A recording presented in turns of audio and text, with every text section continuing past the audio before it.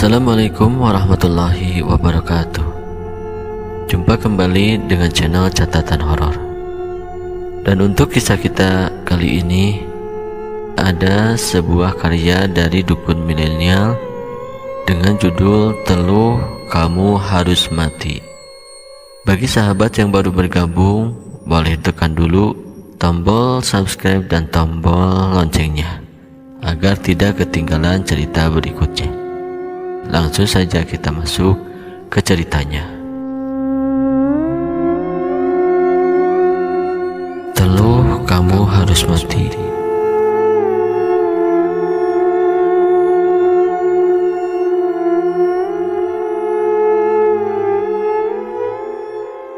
Saya terima nikahnya Karina bin Yusria dengan mas kawin, seperangkat alat sholat, dan uang tunai 1 juta rupiah. Sah! Riuh suara tamu undangan memberikan selamat kepadaku dan suamiku pada hari itu. Oh iya, perkenalkan, saya Karina Yustika, orang yang akan menjadi korban pesakitan dalam cerita kali ini. Hari ini saya dinikahi oleh seorang pria yang terkenal baik bernama Wanto. Walaupun ini bukan pernikahan pertama yang saya jalani, tapi rasa bahagia lebih bersinar di hati saya. Bagaimana tidak? Di tengah statusku sebagai seorang janda beranak 1, masih ada pria yang mau menerima keadaan ini dan mau untuk menyayangi, menafkahi aku dan anakku. Belum lagi perilaku Mas Wanto yang dapat dikategorikan pria alim yang selalu dekat dengan agama. Begitulah hatiku mendeskripsikan tentang dia. Ya, setidaknya pikiran itu terus terjaga sebelum aku mengetahui kebenaran kelam akan sisi lain Mas Wanto. Sisi yang mengantarkan aku menuju pintu gerbang kesesatan. Selang seminggu dari pernikahan, Mas Wanto harus kembali ke Jakarta karena masa cutinya sudah habis. Untuk sementara aku dititipkan di rumah orang tuaku. Dia berjanji akan menjemput diriku beserta putri sematawayangku Lena di akhir bulan nanti. Sedikit kisah tentang pertemuan kami yang bisa dibilang seperti mie yang sangat instan. Berawal dari medsos kami berkenalan dan saling tukar nomor. Mas Wanto sendiri hanya 2 kali menemuiku dan selebihnya hanya berkomunikasi via telepon. Namun pertemuan kedualah yang meluluh lantahkan hatiku. Aku seperti tidak dapat menolak lamarannya. Dia layak disebut pria karena langsung membawa ibundanya dan beberapa perwakilan keluarga untuk melamarku. Hanya berselang 5 bulan saja perkenalan itu dan kami memantapkan diri naik ke pelaminan. Mas Wanto hanya memiliki seorang ibu, sementara ayahnya sudah berpulang sewaktu dia SMP. Sementara aku hanya memiliki ayah yang masih setia menjaga diriku dan adik lelakiku itu. Ibundaku sudah lama berpulang, sesaat setelah melahirkan adik sematawayangku.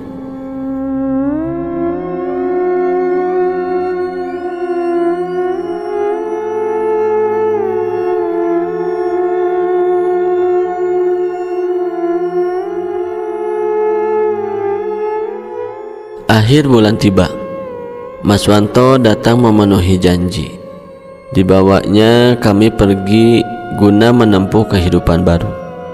Rasa cintaku kian bertambah. Semula aku mengira akan tinggal bersama ibu mertua. Namun Mas Wanto rupanya sudah menyiapkan tempat untuk kami bernaung. Lokasinya berada di salah satu kota madya yang menyangga kota Jakarta. Keadaannya cukup asri, hanya saja masih tergolong sepi. Walau sudah banyak rumah yang berdiri di sana, hanya beberapa kepala keluarga yang mendiami. Sisanya bangunan sepi yang sepertinya hanya sebagai investasi bagi pemiliknya. Sebagai gambaran saja, untuk blok di rumah itu ada 15 rumah lain, dan hanya 4 rumah yang sudah terisi. Dengan kata lain, 11 rumah masih kosong. Selain itu, ada 5-6 rumah yang kondisinya sangat memprihatinkan. Hampir sebagian besar bagiannya roboh dan dipenuhi oleh ilalang liar. Rumah yang kami tempati terdiri dari 3 kamar tidur. 2 berada di bagian depan, sementara dapur dan kamar mandi berada di bagian paling belakang. Ada yang cukup aneh, karena 1 kamar tidur lagi berposisi di sebelah kamar mandi dan dapur. Kamar itu terlihat penuh misteri, di mana bagian pintunya terkunci menggunakan rantai.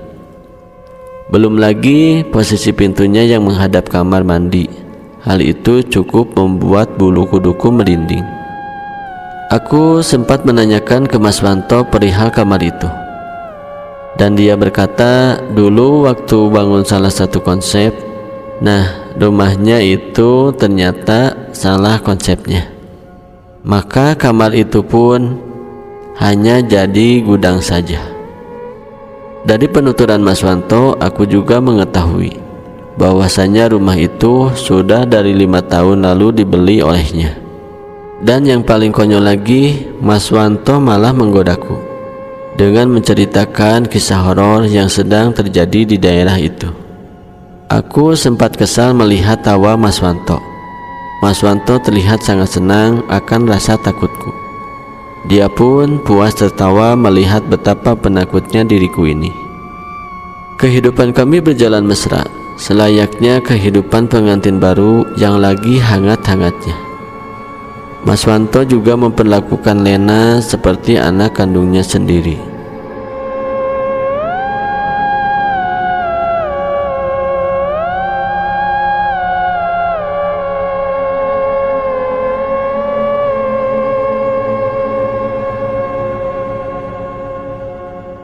Hingga 3 bulan berlalu, bersamaan dengan hujan deras yang turun membasahi daratan di senja yang mulai menyapa. Jam sudah menunjukkan pukul 6 sore. Namun Mas Wanto belum tiba di rumah. Seperti biasa, kuhabiskan aktivitas sebagaimana ibu rumah tangga lazimnya. Selang aku menidurkan Lena di kamar, tiba-tiba terdengar suara treng, treng, treng. Terdengar bunyi benturan benda besi dari arah depan. Mas Wanto pulang, pikirku saat itu. Bergegas kuambilkan payung dan kunci gerbang, mengingat hujan yang masih turun dengan derasnya. Langkahku sigap. Dengan tangan yang sudah menggenggam sebuah payung, kubuka pintu depan. Sontak aku berteriak, "Hei, siapa kamu?" Seorang wanita di tengah hujan deras mencoba membuka gembok pagar itu. Sontak dia menghentikan aktivitasnya. Kemudian dia menatap sinis ke arahku. Takut wanita itu berniat jahat atau mungkin dia tidak sendiri. Aku langsung berteriak, "Tolong, tolong, tolong." Terlihat wanita itu gugup seiring dengan teriakan minta tolong yang terus aku lakukan. Tatapannya menoleh ke berbagai arah, seolah memastikan tidak ada yang mempergoki aksinya saat itu. Samar terdengar ucapannya di tengah suara hujan yang masih menambah horor suasana. "Awas lo, bangsat," katanya sembari berlari pergi meninggalkanku. Darah seakan turun melepaskan seluruh sendi di tubuh. Tanpa sadar, aku merintikkan air mata. Pikiranku buyar, kosong, hanyut dalam rasa takut. Rasa takut akan peristiwa gila yang baru saja terjadi. Saat itu, aku tidak tahu harus berbuat apa lagi, selain hanya berjaga di depan pintu sembari berharap wanita jalang itu tidak kembali lagi dan Mas Wanto segera pulang ke rumah. Lama aku menanti, Mas Wanto tak kunjung kembali. Konsentrasiku terpecah kala terdengar panggilan memanggil. Panggilan itu seperti menangis.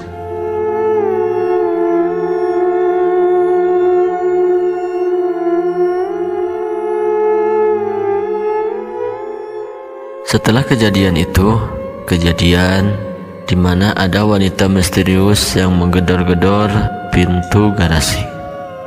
Ndak di mana? Lena menangis sambil mencari-cari aku.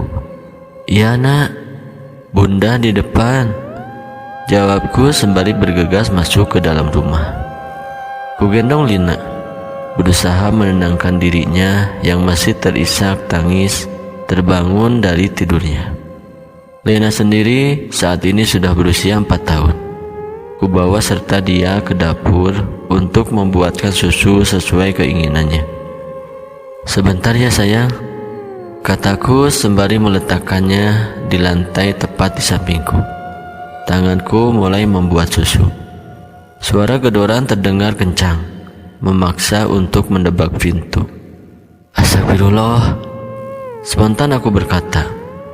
Aku lupa akan kejadian yang baru kualami, dan aku pun lupa untuk menutup pintu depan. Ya apa di dalam ndak? Kata Lena sembari menunjuk ke arah kamar yang dijadikan gudang oleh Mas Wanto. Brak, brak, brak. Suara gedoran dari dalam pintu semakin intens dan kasar terdengar. Entah siapa yang bersembunyi di dalam sana.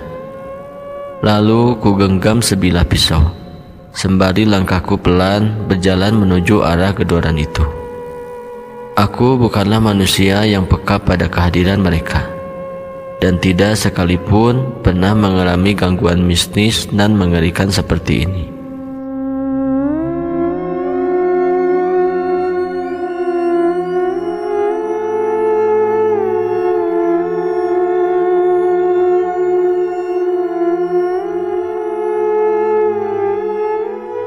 Namun malam itu, sesaat setelah kuletakkan telapak tanganku menyentuh pintu, aku merasa sesuatu yang teramat hitam, penuh dengan kekelaman seperti bersemayam di dalam sana. Kekuatan itu seolah ingin melepaskan diri. Akal sehat sepertinya sudah tidak dapat mentolerir peristiwa sinting ini. Otakku hanya dapat mengisyaratkan agar aku lari. Pergi dari sini. Hanya itu yang terlintas di benakku saat ini. Badanku bergerak alamiah. Spontan ku angkat Lena. Ku peluk erat dia sembari berlari keluar rumah. Hujan lebat yang tak kunjung reda bahkan tak dapat memendung niatku untuk keluar dari rumah ini. Dan hanya sekejap baju kami sudah basah kuyup. Baru beberapa langkah kakiku berlari kecil keluar dari pagar rumah. Dua tangan dengan sigap menangkap tubuhku. Kamu mau kemana? Hujan-hujanan dek, kata pria yang tak lain adalah Mas Wanto. Takut mas, aku takut, kataku singkat padanya. Diambilnya Lena dari pelukku. Diambilnya Lena dariku. Sembari memegang tanganku, dibawanya kami kembali ke dalam rumah. Kututurkan kejadian itu kepada Mas Wanto, terutama tentang wanita sinting yang mencoba masuk ke dalam rumah. Anehnya, Mas Wanto hanya menunjukkan ekspresi datar akan peristiwa itu.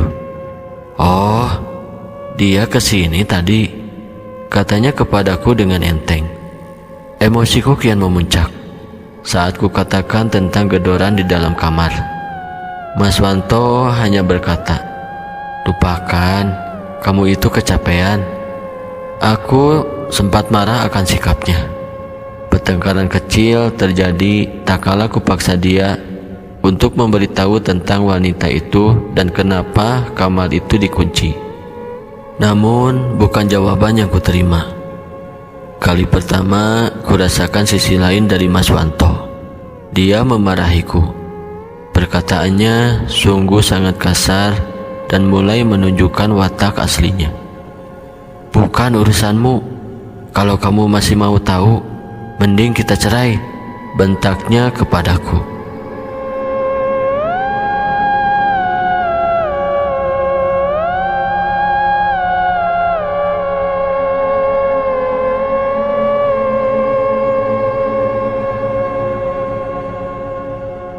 Rentetan petaka mulai silih berdatangan selang dari kejadian itu. Hampir setiap hari pintu kamar belakang menunjukkan eksistensinya. Acap kali juga aku mendengar suara genteng yang berbunyi prang, prang, prang, seperti ada seseorang yang sedang berjalan di atasnya. Pernah sekali ku coba memberanikan diri melihat apa yang ada di atas sana. Ku berdiri di depan rumah sembari menyenteri ke arah atap rumah. Tahayal, bulu kuduku naik, wajahku memucat. Kala cahaya dari senter itu seperti menyorot sosok makhluk besar sedang berdiri di atas sana. Di lain waktu, suara itu tak hanya seperti orang berjalan, tetapi lebih ke suara seperti jatuhan atau lemparan pasir yang menyentuh genting. Suara itu kerap kali terdengar ketika sore hari.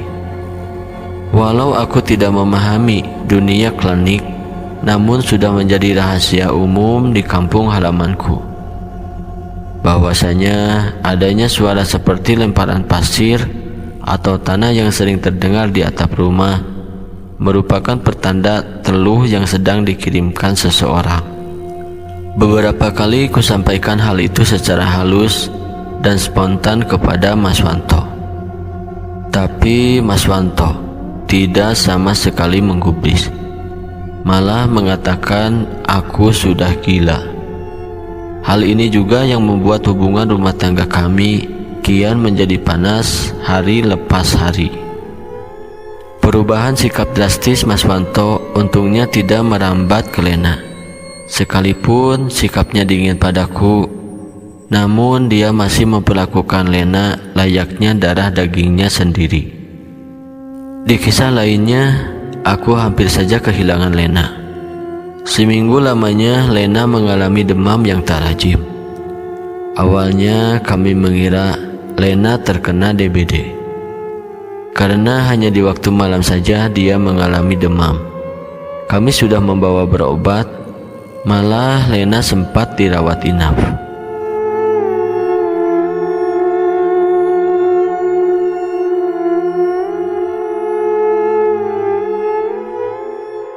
Setelah Lena sempat sakit yang aneh itu, Lena sempat terlihat membaik pasca kepulangannya dari rumah sakit.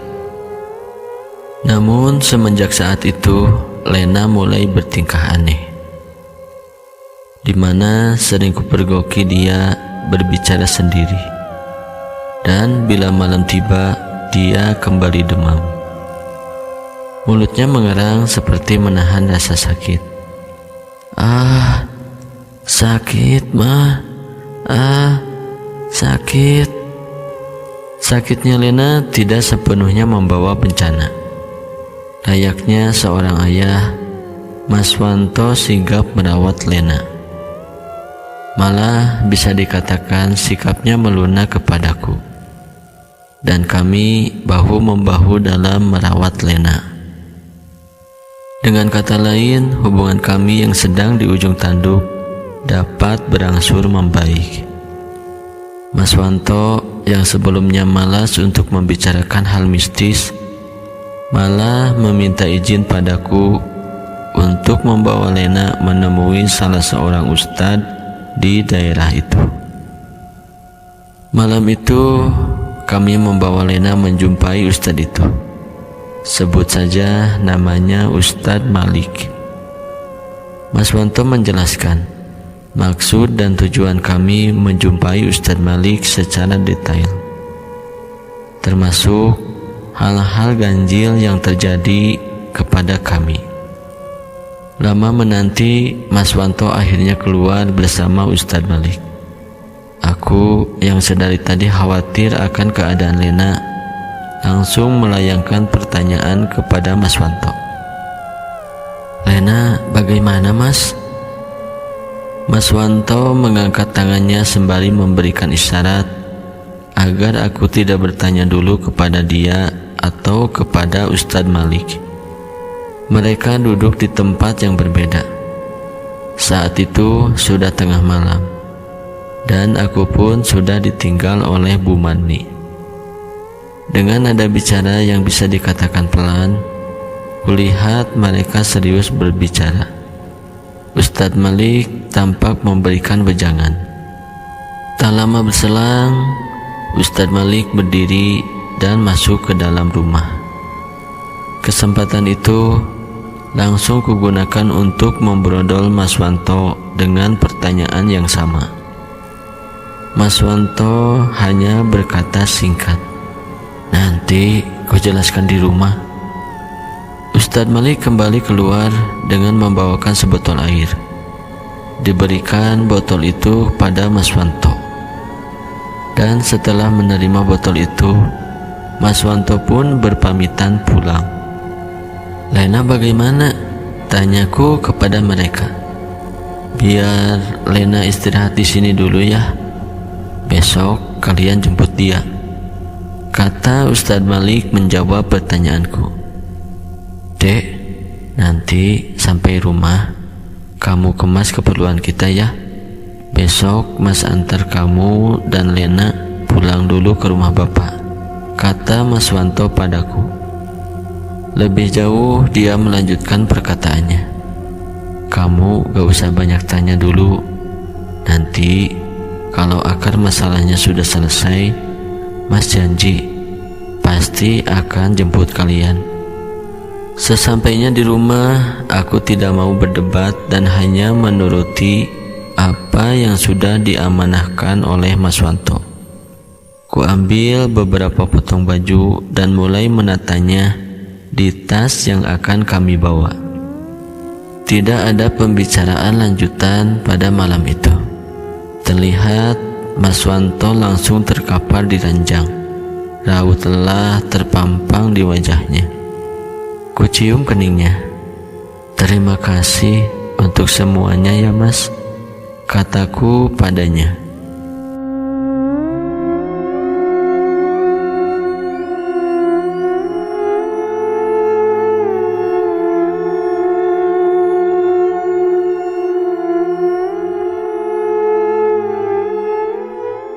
Tepat di jam 8 pagi, kami sudah menyantroni rumah Ustadz Malik. Tanpa banyak berbasa-basi lagi, kami langsung membawa Lena dan berpamitan kepada beliau. Mas Wanto turut serta mengantarkan kami kembali. Selama di perjalanan, dia mulai menjelaskan apa yang sebenarnya terjadi. Teluh, katanya padaku. Dituturkannya apa yang disampaikan Ustadz Malik, bahwasanya saat ini ada orang yang tidak suka dengan kami dan mengirimkan teluh kepada keluarga kecil kami. Aku shock mendengar penjelasan Mas Wanto tadi. Sempat kutanya, apa wanita sinting itu ada hubungan dengan semua ini? Mas Wanto tampak diam sejenak. "Tidak baik berprasangka buruk," jawabnya padaku. Mas Wanto mengatakan wanita itu memiliki kelainan alias orang gila dan merupakan warga sekitar kampung ini. Cukup aneh mendengar penuturan Mas Wanto. Belum lagi saat aku menanya soal kamar dan kejadian yang kualami. "Hanya gudang biasa, tidak ada apa-apa kok. Dia memperbolehkan aku melihatnya apabila masalah ini sudah terselesaikan. Perihal kejadian mistis yang kamu alami, wallahu alam, hanya Tuhan yang mengetahui," katanya kembali melanjutkan percakapan kami.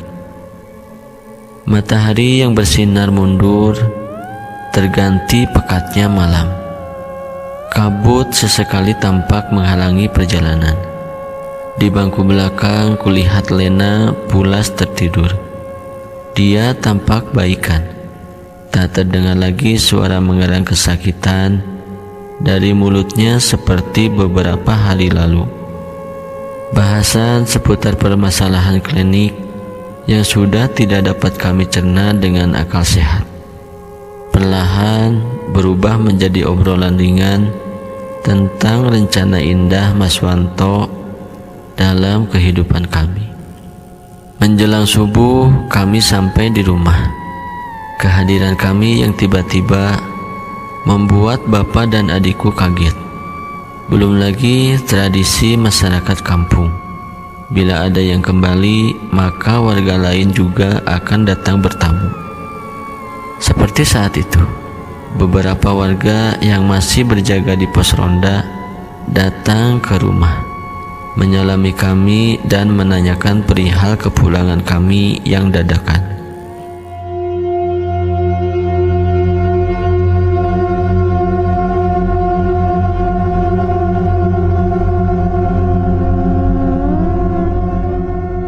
Itu tadi sahabat, kisah Teluh Kamu Harus Mati bagian ketiga.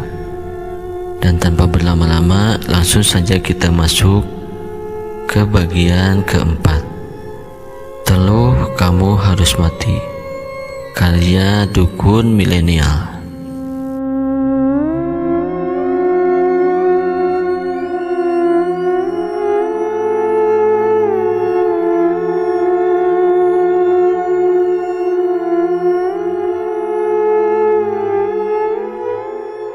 Seperti saat itu, beberapa warga yang masih berjaga di pos ronda datang ke rumah, menyalami kami dan menanyakan perihal kepulangan kami yang sangat dadakan. Mas Wanto hanya menjawab singkat, "Biar surprise Pak," jawabnya kepada ayahanda dan beberapa warga yang ada di sana. Aku tidak menyalahkan Mas Wanto. Mungkin dalam hatinya tidak mau permasalahan ini menjadi besar yang mungkin bisa menjadi aib bagi keluarga kecil kami. Mas Wanto hanya 2 hari menginap di rumah. Perkataannya seolah membuat aku dejavu. Dia berjanji akan kembali menjemput kami. Tapi kali ini tidak ada kata akhir bulan. Setelah semua normal, nanti Mas jemput ya, katanya padaku. Malam sebelum Mas Wanto berencana pulang, keganjilan serta firasat yang tidak menyenangkan hadir dalam pikiranku. Bagaimana tidak, sedari maghrib menjelang, wajahnya terlihat pucat. Dia seperti linglung. Matanya jelalatan menilik ke berbagai arah. Keringat dingin menyucur di dahinya. "Kamu kenapa Mas?" sempat aku bertanya. Enggak apa-apa dek," jawabnya seperti orang yang tidak fokus. Sebotol air pemberian Ustadz Malik kemudian diberikan Mas Wanto kepadaku sebelum kepulangannya di pagi hari itu.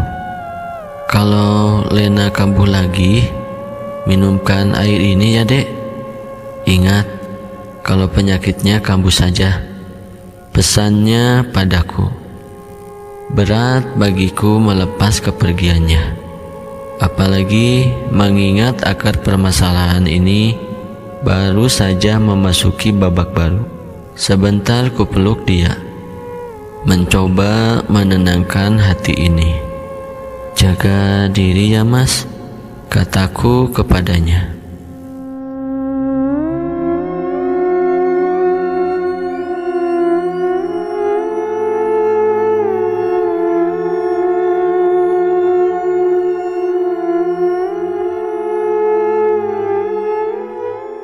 Beberapa hari berselang, keadaan berlangsung membaik. Lena tidak lagi memunculkan gelagat aneh. Komunikasiku dengan Mas Wanto pun berjalan dengan lancar. Keadaan rumah berangsur kondusif.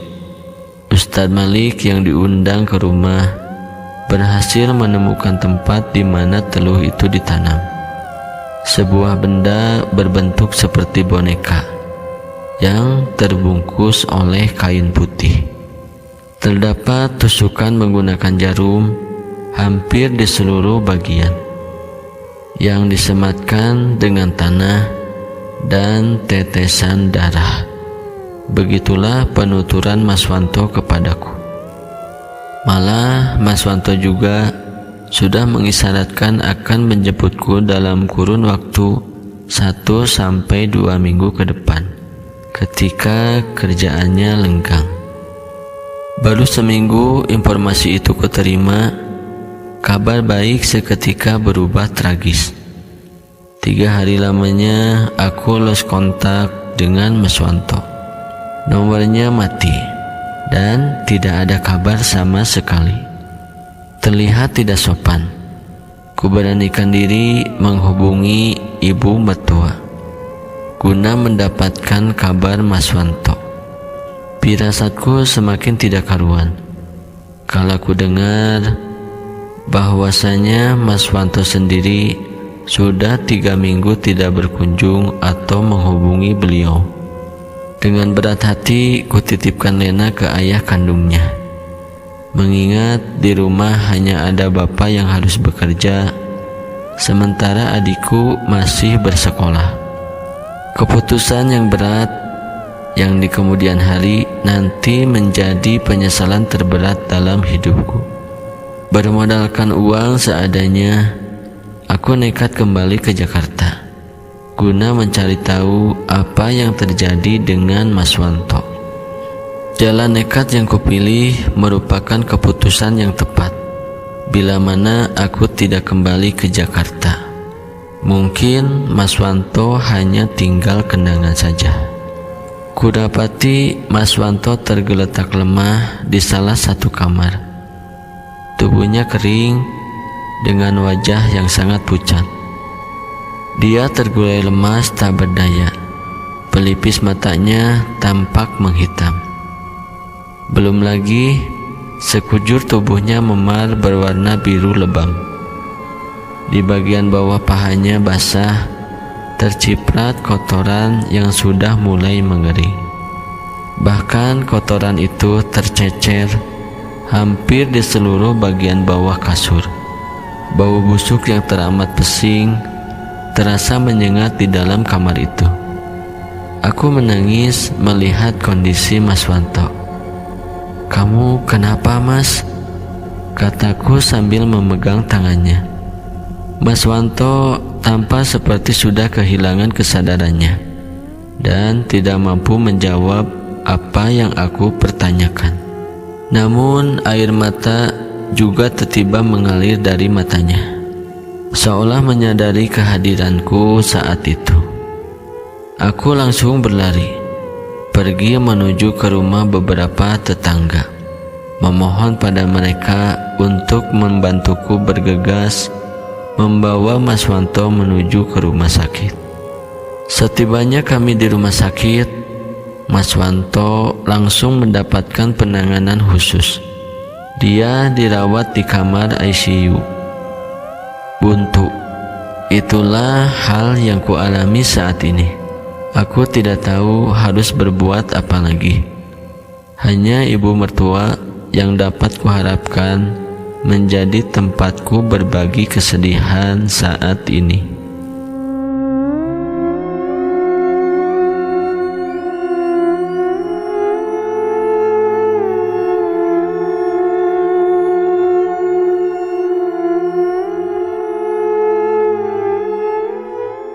Sehari suntuk kujaga Mas Wanto. Kupijit kakinya, tangannya, dan berbicara apa saja yang aku bisa. Berharap hal kecil itu dapat direspon oleh Mas Wanto dan memberikan semangat kepadanya untuk sembuh. Keesokan paginya, ibu mertuaku baru saja tiba di rumah sakit. Kehadiran beliau bersamaan dengan jadwal kontrol dokter yang menangani Mas Wanto di kala itu. Dokter itu menginformasikan hasil lab dan ronsen dari Mas Wanto. Tension ischemic attack, Bu, atau lebih dikenal dengan istilah stroke. Begitulah vonis yang dijatuhkan padanya.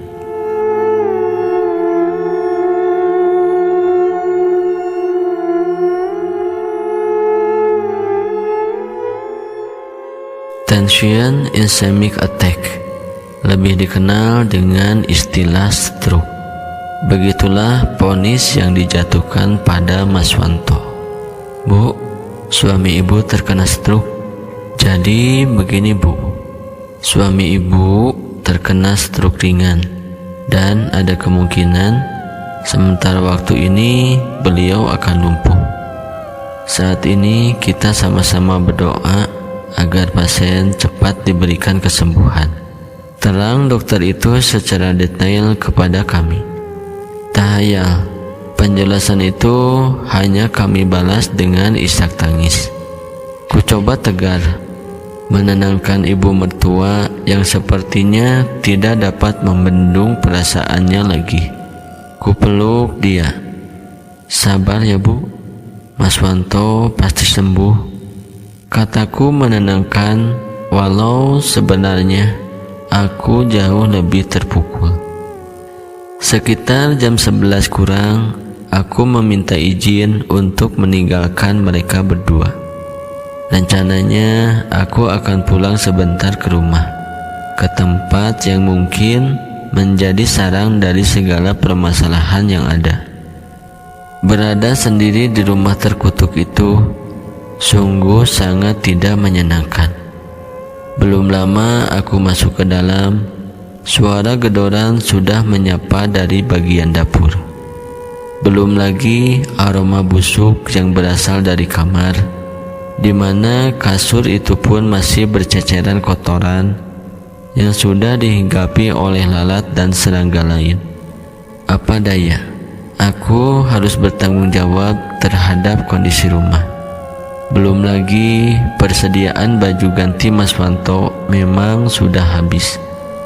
Ku buang jauh rasa takut itu dan memulai pengabdian menjadi istri yang baik.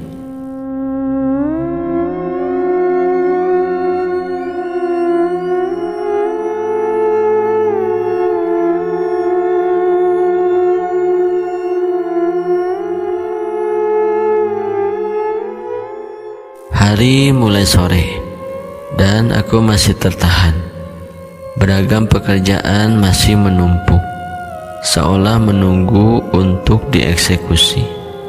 Kukerahkan tenaga ekstra dengan harapan sebelum senja aku sudah menyelesaikan semua tugas dan bisa bergegas kembali ke rumah sakit. Rencana awal yang kurancang kenyataannya berbanding terbalik dengan realita.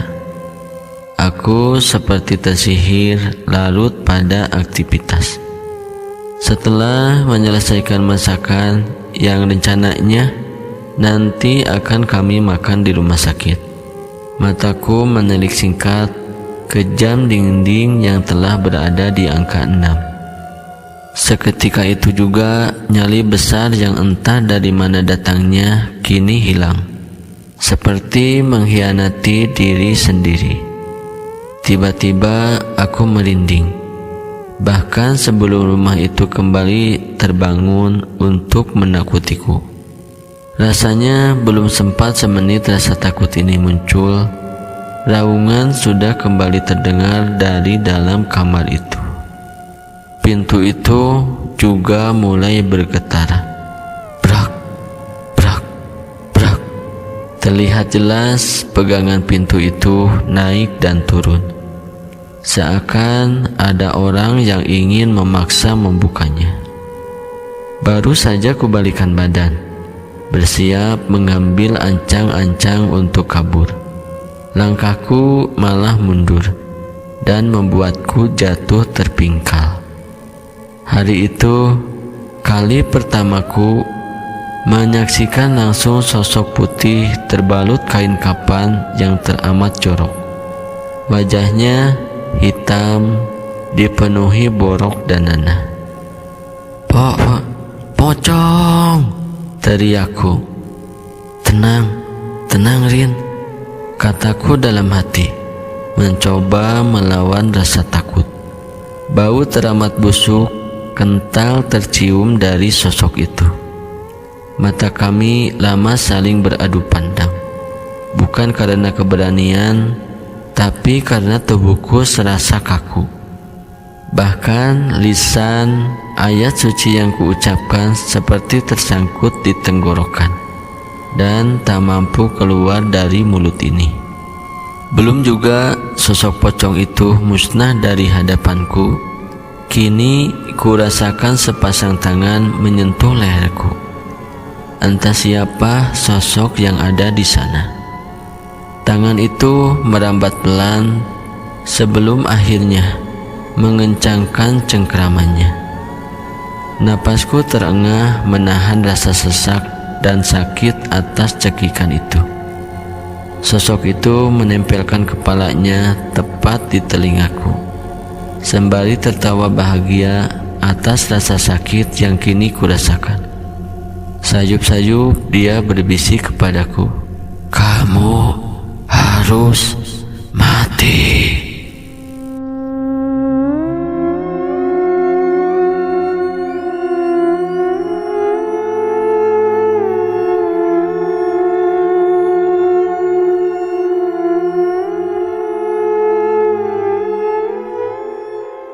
Suara azan Isya mulai berkumandang.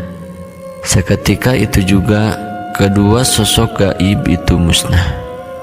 Astagfirullah, astagfirullah.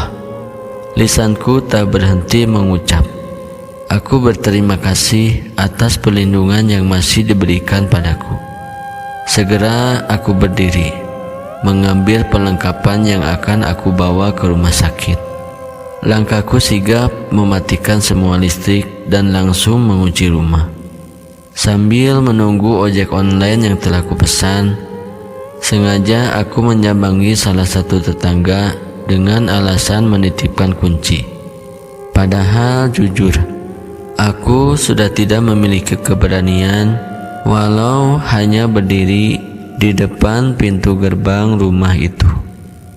10 menit berselang, ojek pesananku telah datang dan kami langsung menuju ke rumah sakit. Sebelum keluar dari komplek menuju ke arah jalan raya, pandanganku tidak sengaja menatap sosok seorang wanita. Dia berdiri pas di samping gapura komplek. Bulu kuduku merinding. Saat itu aku baru sadar, sosok wanita itu ternyata merupakan perempuan sinting yang dulu pernah menggedor-gedor gerbang rumahku. Sekilas kulihat dia tersenyum padaku dan tatapan matanya tajam mengikuti arah lajur kendaraan kami. Tatapan yang penuh dendam, itulah yang kurasa saat menatap wajahnya. Suara langkah menggema di sepinya malam. Seorang wanita berjalan menelusuri lorong panjang yang akan mengantarkannya ke bangsal, tempat bagi mereka para penginap. Mata tajam menatap lurus ke ujung lorong itu. Tangannya terlihat penuh menenteng beberapa tas. Dia berjalan agak sedikit berlari, melangkah cepat menelusuri lorong yang sedari tadi ingin menelamnya dalam kesesatan. Sesaat berlalu, dia merasa tenang karena sudah berada di depan pintu tempat di mana suaminya sedang dirawat. "Assalamualaikum," kata wanita yang bernama Karina itu masuk ke dalam ruangan. "Maaf Bu, aku telat," kataku kepada ibu mertua yang masih setia menemani Mas Wanto di sana. "Kamu ngapain aja? Kok lama?" Ibu jadi khawatir, balas ibu mertuaku. Raut wajah wanita tua itu sungguh memelas. terlihat lelah. Enggan ku ceritakan apa yang terjadi hari ini, mengingat kondisi Mas Wanto yang belum juga membaik. Tidak ingin aku menambah beban pikiran di antara kami pada malam ini. Bersihin rumah, Bu, sama buatin makan. Ku gelar tikar kecil dan langsung kusajikan masakan yang telah kupersiapkan. Ibu makan dulu ya, terus istirahat, biar saya yang jaga Mas Wanto. Tidak ada bantahan, ibu terlihat lahap memakan masakanku.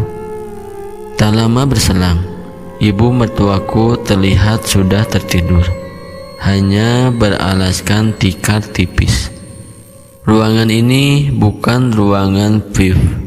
Ada 2 kasur lain yang menganggur. Sempat ku minta agar beliau tidur di salah satu kasur itu, namun ditolak olehnya.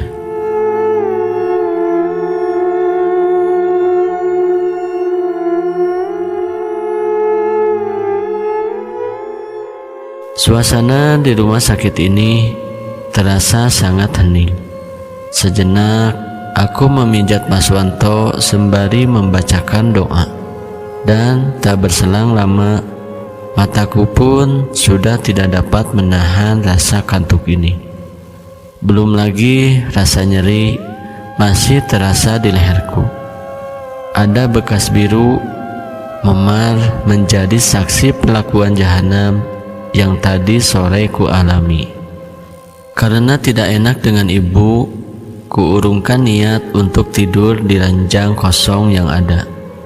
Ku gelar tikar di samping beliau dan turut serta tidur di situ. Bayangan sosok kejadian sore hari kembali hadir saat aku mulai merebahkan badan. Bak dongeng pengantar tidur. Aku bergedik saat mengingat bagaimana pocong itu menampakkan diri. Belum lagi sosok biadab yang berusaha membunuhku. Ku ingat juga saat aku berlari di lorong rumah sakit ini. Aku merasa mereka mengikutiku. Seperti ada mata yang terus mengikuti setiap gerak-geriku saat ini. Dan dalam fata morgana itu juga, mataku mulai tertutup. Terasa lelah akan semua ini.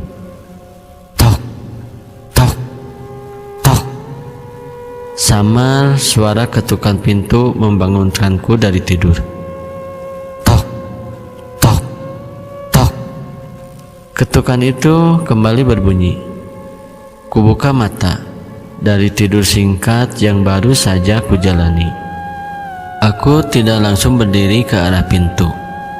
Rasa kantuk yang teramat sangat membuat aku masih duduk sembari mengumpulkan nyawa. Tentunya untuk beranjak ke arah suara. Baru juga aku mau berdiri, ibu mertua menangkap dengan cepat tanganku ini. Dia menatapku dengan serius. Ibu juga dengar, katanya sembari menarik dan meyakinkan aku agar kembali dalam posisi tidur. Lebih baik kita biarkan suara itu, pungkasnya lagi. Cukup lama aku terdiam, bingung akan perkataan ibu. Sebelum aku menyadari bahwasanya sesuatu yang konyol ketika ada orang yang berkunjung di tengah malam seperti ini. Sekalipun itu petugas medis, tentunya dia akan masuk cukup dengan 1-2 ketukan saja. Suara langkah pelan berjalan ke arah kami, diiringi tarikan napas yang terdengar sangat berat, seperti orang yang teramat sesak. Mataku sedikit menoleh ke sumber suara. Samar, bayang sosok itu sudah berdiri di tengah posisiku dan ranjang Mas Wanto. Bayangannya terlihat besar, menutupi tubuh kami yang berada di lantai. Dari dinding kulihat bentuk wujudnya yang tak lazim. Kakinya lurus menyatu dengan bagian badan layaknya manusia. Seketika jemari ibu terasa kencang memegang tanganku ini. Sepertinya beliau memberitahu, dan beliau lebih memahami sosok apa yang bertamu malam itu. Tangan beliau terasa basah dan sangat dingin.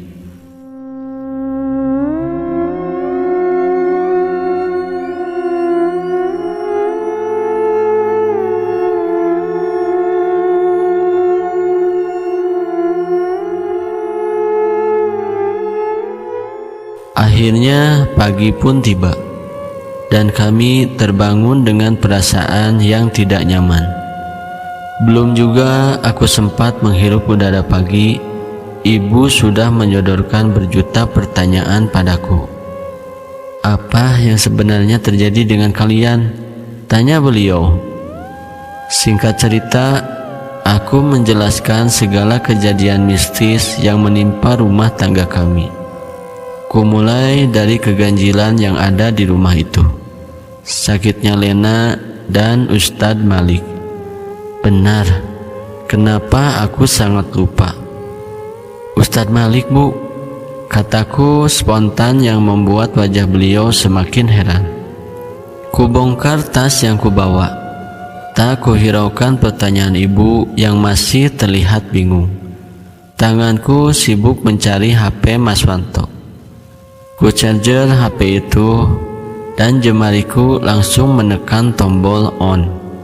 Saat itu juga aku mencari nama Ustadz Malik di kontak HP Mas Wanto. Ku telepon beliau dan memohon agar bersedia berkunjung melihat keadaan Mas Wanto saat ini. Semenjak kejadian biadab yang kami alami, jujur, aku tidak yakin penyakit Mas Wanto alamiah terjadi. Aku berpikir dia terkena teluh.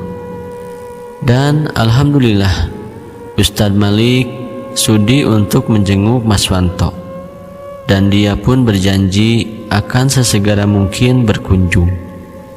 Selang urusanku dengan Ustadz Malik selesai, aku kembali melanjutkan cerita kepada ibu dan menjelaskan segalanya, termasuk kepulangan kami ke kampung halamanku saat itu.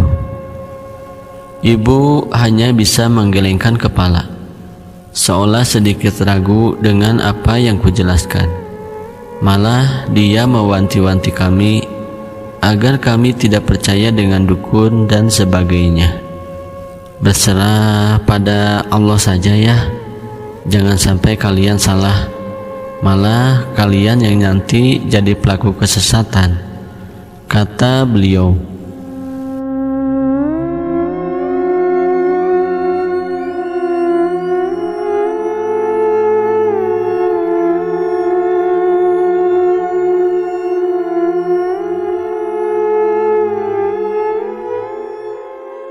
Hari menjelang sore, ibu berpamitan untuk pulang.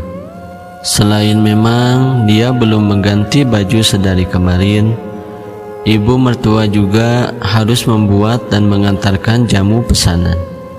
Berdagang jamu merupakan mata pencaharian beliau semenjak ditinggal oleh suami tercinta. Dengan cara itu, dia membesarkan Mas Wanto seorang diri. Di sisi lain, belum ada tanda kehadiran Ustadz Malik akan datang ke rumah sakit. Sempat kukirimkan foto keadaan Mas Wanto, berharap keibaan dari Ustadz Malik. Namun hingga maghrib tidak ada balasan lanjutan yang kuterima. Aku berwudu, bergegas menunaikan kewajiban pada Sang Maha Pencipta. Khusyuk ku berdoa, memohon ampun dan pertolongan padanya. Seketika itu juga Allah mengirim pertolongan. Tak lama dari sujudku usai, Ustadz Malik tiba di sini.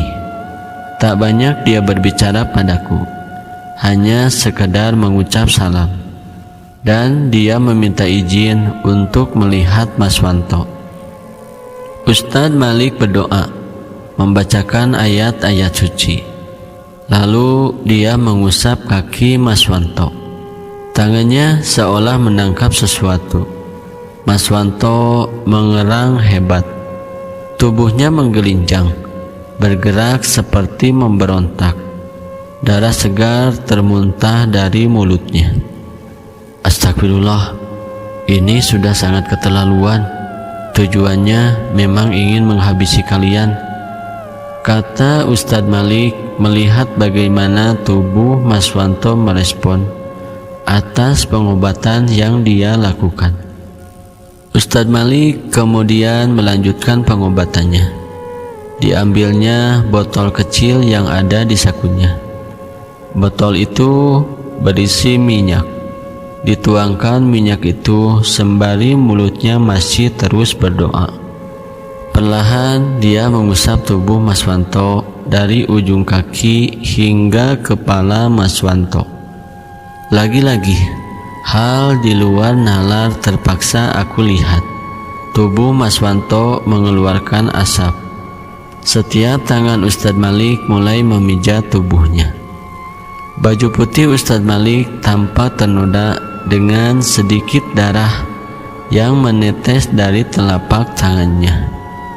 Bantal yang digunakan Mas Wanto pun tidak lagi berwarna putih. Mulutnya terus memuntahkan darah merah kehitaman yang sangat amis dan busuk. Dan baru kusadari, tangan Ustadz Malik seperti mengangkat benda-benda tajam yang membuat telapak tangannya pun berdarah. Setiap paku dan jarum yang berhasil ditarik Ustadz Malik keluar dari tubuh Mas Wanto, maka Mas Wanto pasti memuntahkan cairan hitam. Hampir 20 menit Ustadz Malik melakukannya. Sebelum akhirnya dia berhenti. Cukup untuk hari ini. Dia tidak akan sanggup bila semuanya kuselesaikan. Diambilnya kain putih, diletakkannya paku dan jarum itu. Mungkin lebih dari 20 pasang benda itu ditanam pada tubuh Mas Wanto.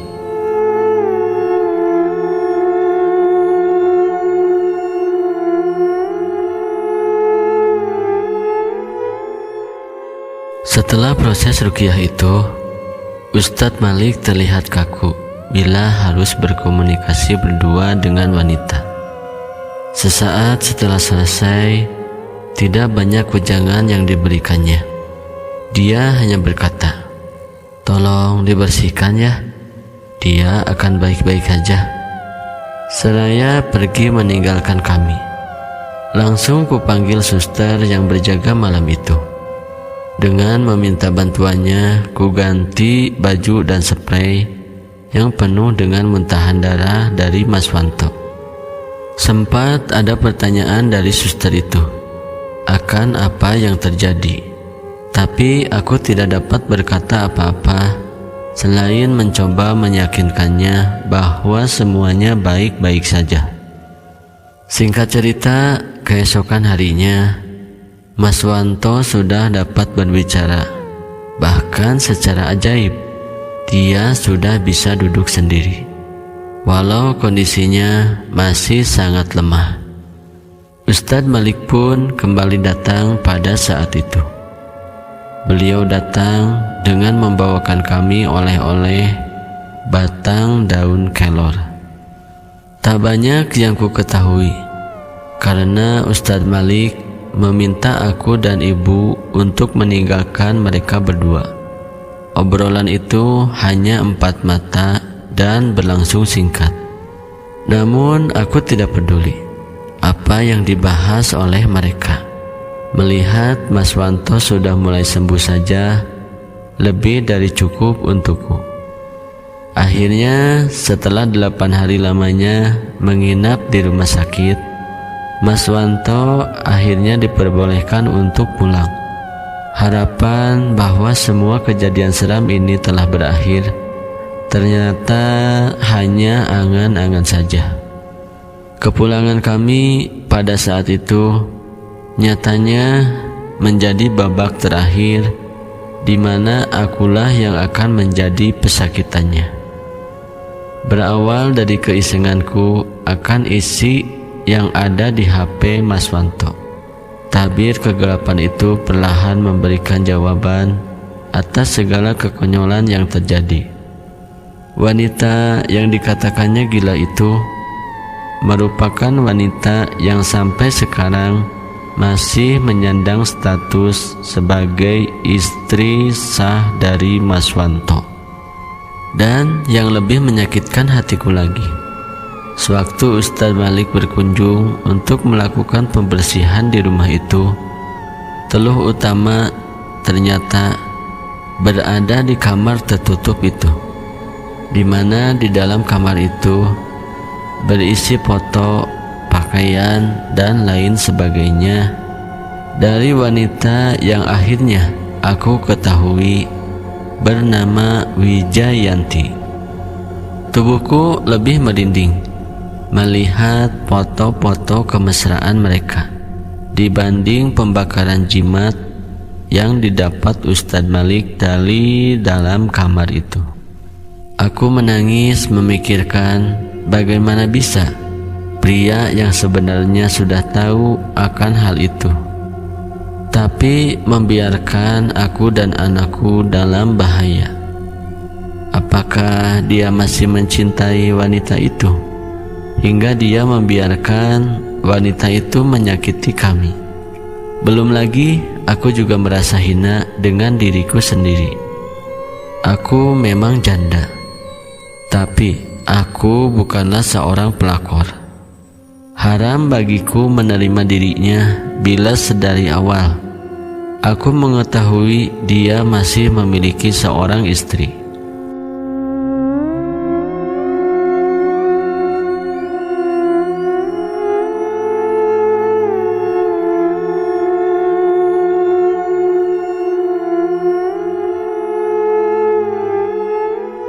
Detik itu juga ku kemas barangku, walau mulut manisnya tak berhenti memohon maaf, namun hatiku seperti terkunci, enggan terbujuk oleh omongan busuknya kembali. Malam itu aku pulang dengan hati yang sangat hancur.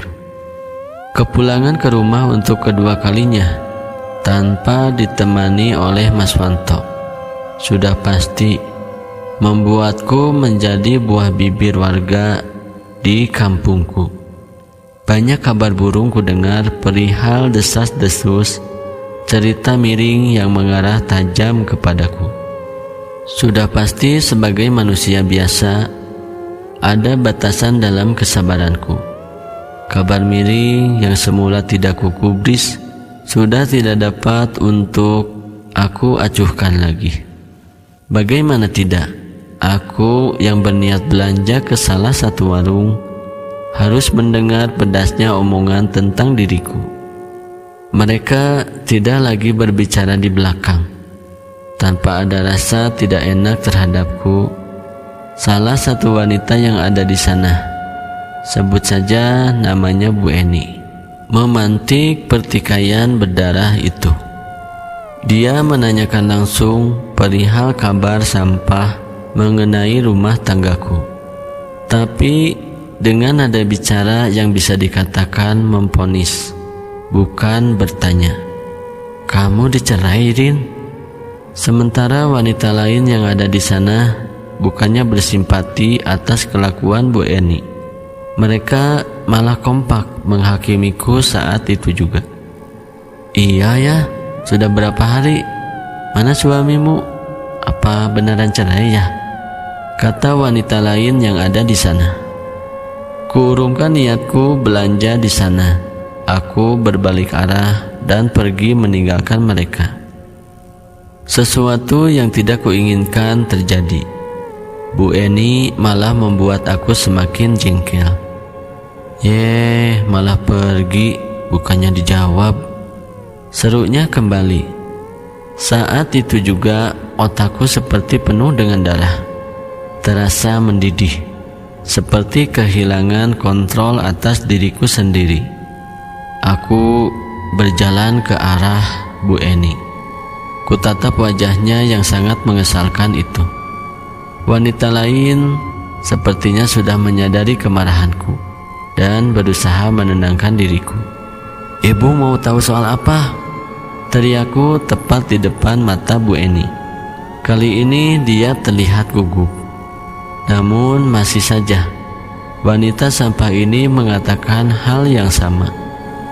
Belum sampai dia berhenti bicara, tanganku spontan meraih botol beling dan menghantamkan tepat di kepalanya.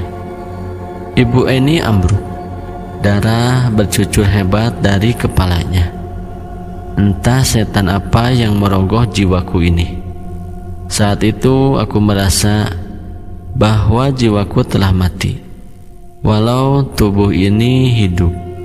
Melihat dia terkapar meringis kesakitan bukannya membuat aku sadar, malah sekali lagi kuhantamkan beling itu padanya. Alhasil buah petaka dari peristiwa itu bukan hanya menjadi beban diriku semata. Keadaan sempat heboh saat warga berbondong datang ke rumah meminta klarifikasi kepada keluargaku. Beruntung aku masih memiliki pria yang selalu ada dan menjagaku sepenuh hati. Ya, mereka adalah bapak dan adikku. Hanya mereka berdua yang benar-benar tulus membelaku. Malah bapak sempat mengacungkan parang ketika ada beberapa warga yang memprovokasi agar masalah ini diproses ke kantor polisi.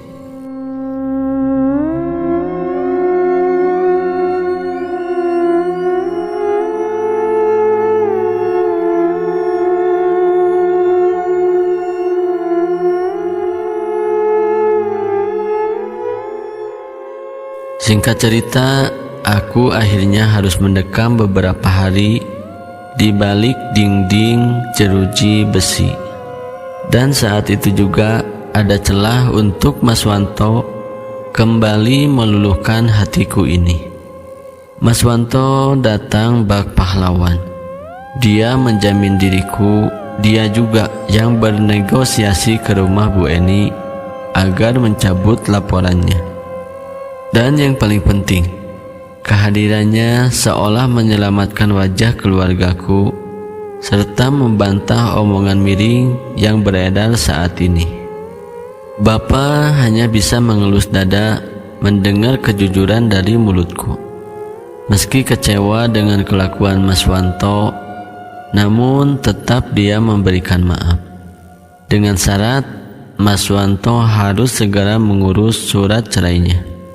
Selain itu, aku juga belum diperbolehkan pulang ke Jakarta bersama Mas Wanto sebelum semua terselesaikan. Mas Wanto menyanggupi permintaan Bapak dan berjanji secepat mungkin merealisasikan permintaan Bapak.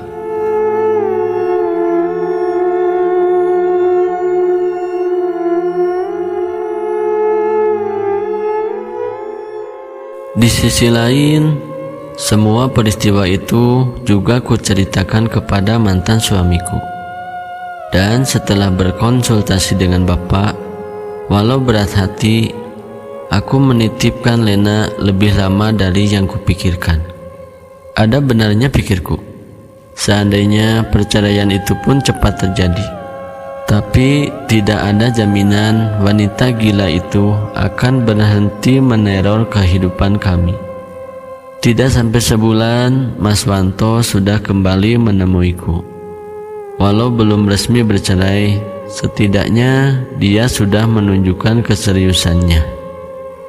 Dibawanya tanda bukti surat berisikan permohonan cerai yang saat itu sudah masuk ke dalam proses pengadilan agama. Aku tentunya senang akan keseriusannya menata kembali kehidupan kami. Hal itu yang membuatku memohon kepada Bapak agar diberikan izin ikut kembali ke Jakarta bersama Mas Wanto. Awalnya Bapak tidak setuju dengan permintaan itu, tetapi karena sedikit paksa dariku, mau tak mau beliau tetap memberikan izin, tapi tidak dengan Lena. Biar Lena tetap dengan bapaknya sampai semua selesai ya, seru Bapak kepada kami. Kehidupan rumah tangga kami kembali hangat.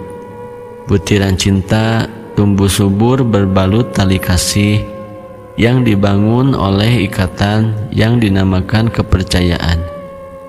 Kisah horor berganti dengan cerita kolor layaknya pasangan baru yang lagi kasmaran. Kamar belakang sudah kosong. Dari info Mas Wanto, barang yang ada di ruangan itu sudah diberikan kembali kepada yang punya. Fotonya Mas, aku bakar, katanya sembari menggodaku.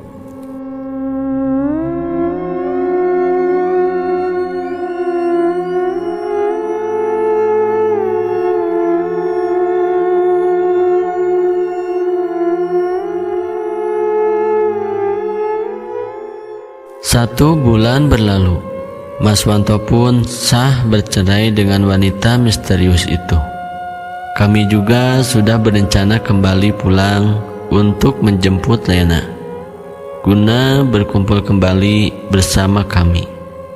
Dan belum lagi, aku juga mempunyai kado spesial buat Mas Wanto. Pasti dia akan bahagia melihat 2 garis merah ini, pikirku.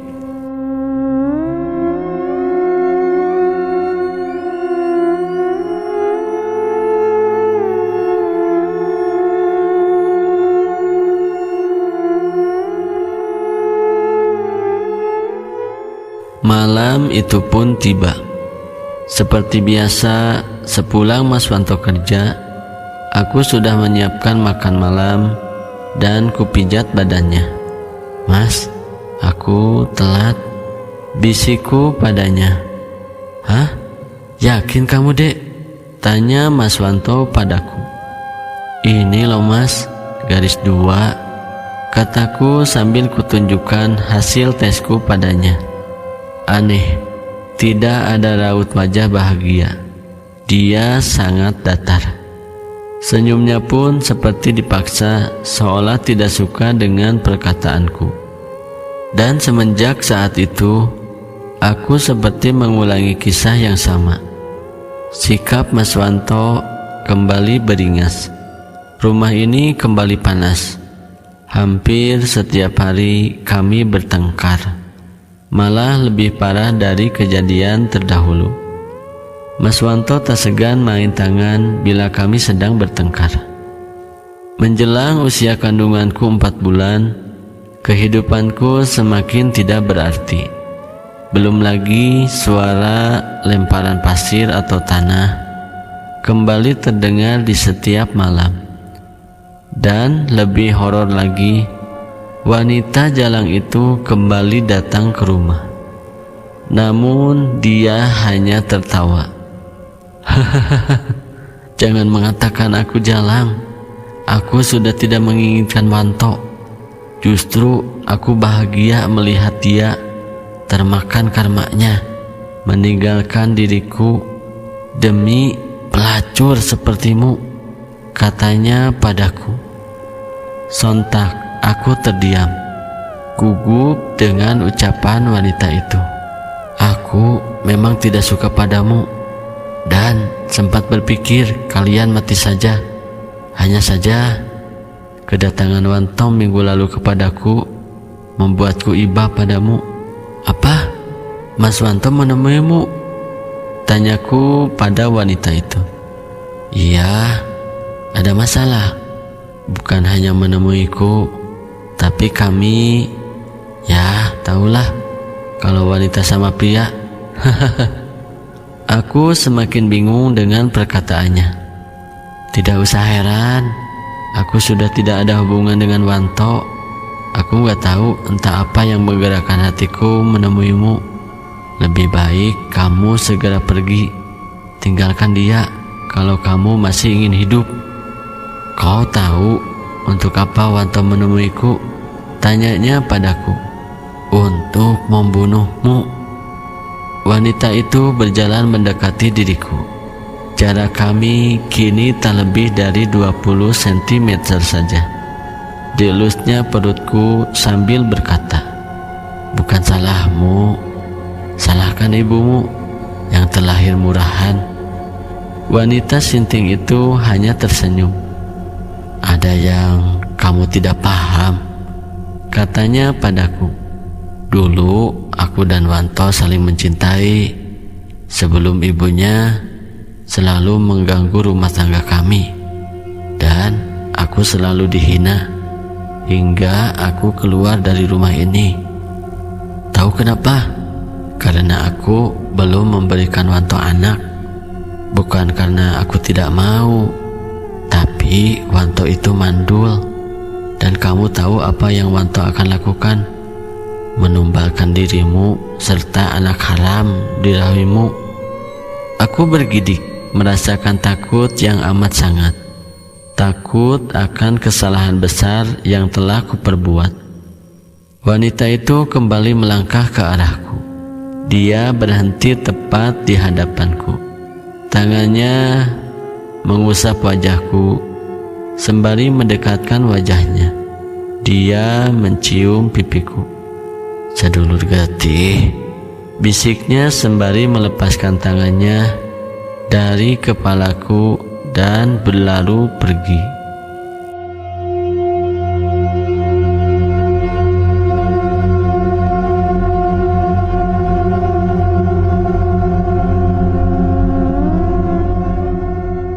Demikianlah sahabat, kisah kita kali ini. Sampai bertemu lagi dalam kisah selanjutnya. Terima kasih sudah mengunjungi channel Catatan Horor. Wassalamualaikum warahmatullahi wabarakatuh.